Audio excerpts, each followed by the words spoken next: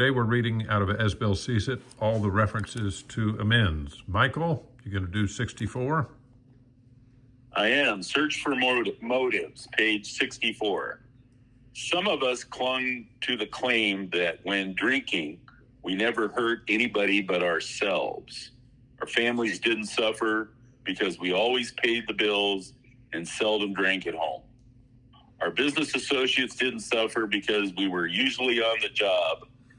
Our reputations didn't suffer because we were certain few knew of our drinking. Those who did would sometimes assure us that Bender was only a good man's fault. What real harm, therefore, had we done? No more, surely, than we could easily mend with a few casual apologies. This attitude, of course, is the end result of purposeful forgetting. It is an attitude which can be changed only by a deep and honest search of our motives and actions.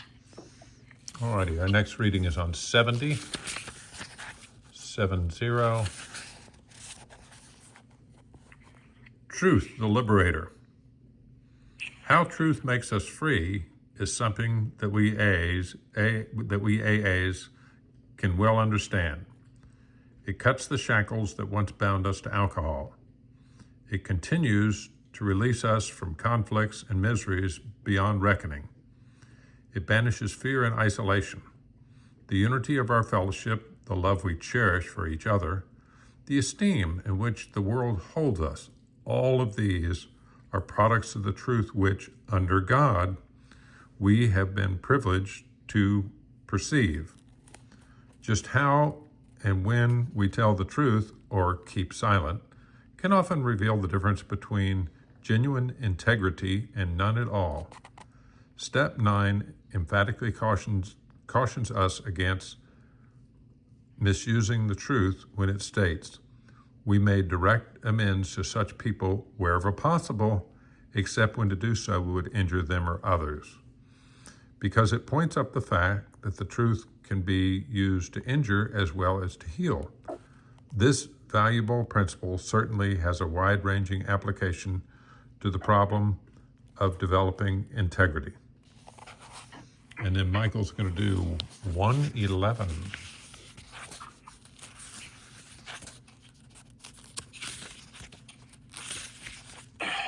Surveying the past, page 111. We should make an accurate and really exhaustive survey of our past life as it has affected other people. In many instances, we shall find that though the harm done others has not been great, we nevertheless done ourselves considerable emotional injury. Then, too, damaging emotional conflicts persist below the level of consciousness, very deep, sometimes quite forgotten.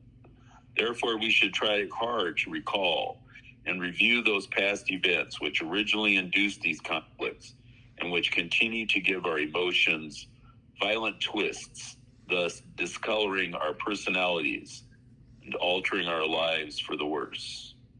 We reacted more strongly to frustrations than normal people.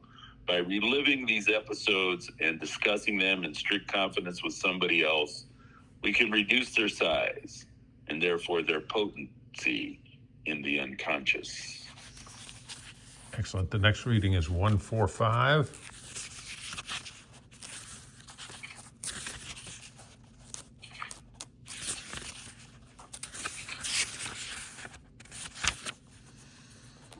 To take responsibility.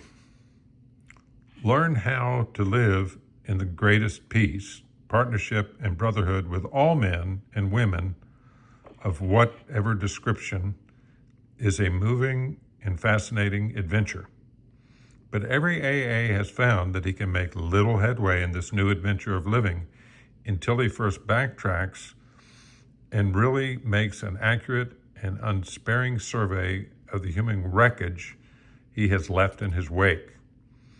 The readiness to take the full consequences of our past acts and to take the responsibility for the well-being of others at the same time is the very spirit of step 9. Okay, Michael, you're on 151. Start by forgiving, page 151. The moment we ponder a twisted or broken relationship with another person, our emotions go on the defensive.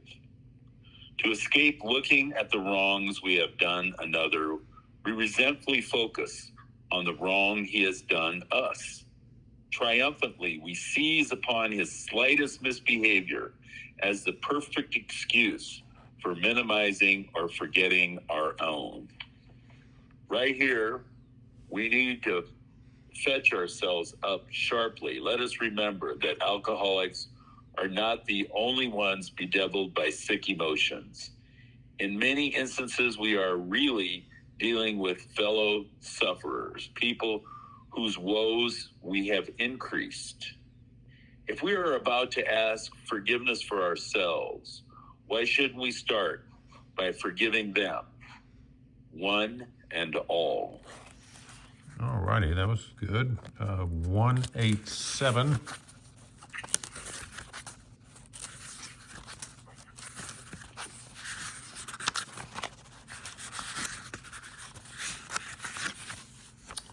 Talk or action.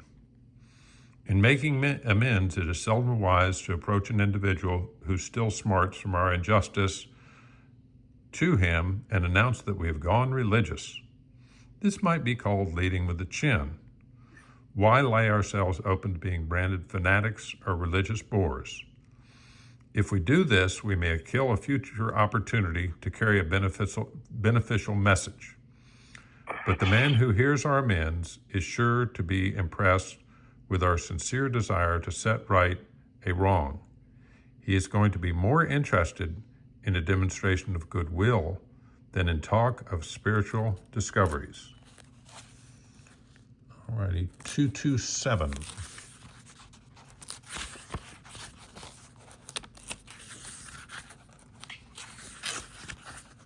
Okay. 227. Is sobriety enough? The alcoholic is like a tornado roaring his way through the lives of others.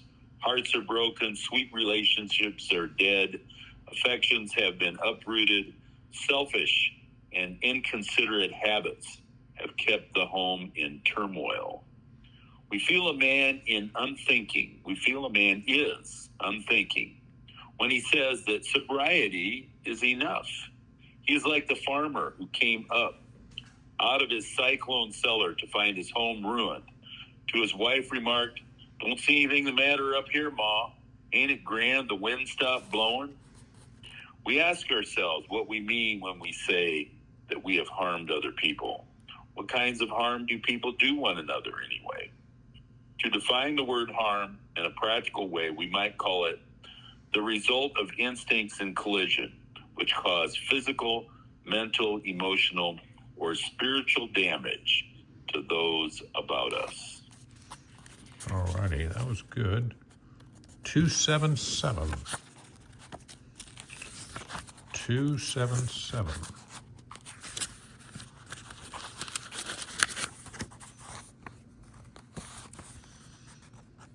To lighten our burdens, only one consideration should qualify our desire for a complete disclosure of the damage we have done.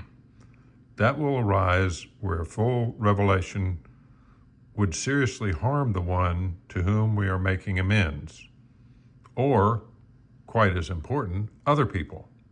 We cannot, for example, unload a detailed account of an extramarital adventure upon the shoulders of our unsuspecting wife or husband. It does not lighten our burden when we recklessly make the crosses of others heavier. In making amends, we should be sensible, tactful, considerate, and humble without being servile or scraping. As God's people, we stand on our own feet. We don't crawl before anyone. Michael, you have the last reading, 311.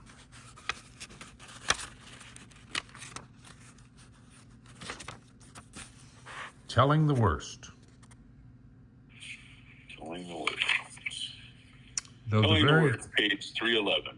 Though the variations were many, my main theme was always how god awful I am, just as I often exaggerated my modest attainments by pride, so I exaggerated my defects through guilt.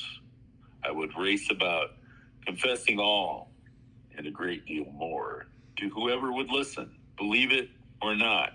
I took this widespread exposure of my sins to be great humility on my part and considered it a great spiritual asset and consolation. But later on, I realized at depth that the great harms I had done others were not truly regretted. These episodes were merely the basis for storytelling and exhibitionism. With this realization came the beginning of a certain amount of humility. Excellent. Excellent. That's our readings today on Amends out of As Bill Sees It.